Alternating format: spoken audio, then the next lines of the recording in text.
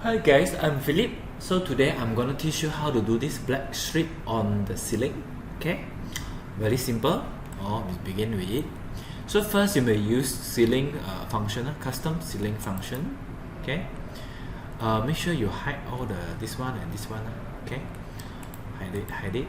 Okay, so here you may click on it, use ceiling design. After that, okay, let's say we make a rectangle. Okay, we make one rectangle first. Select it, offset. Okay, we offset 600. Okay, then we offset another one. Here, offset another one, 300. Okay, then we select it, offset another one. Okay, 600. Okay, so this one we will make it go up lah. This one we make it go up first. Okay, maybe this one I'll put one. So it go up.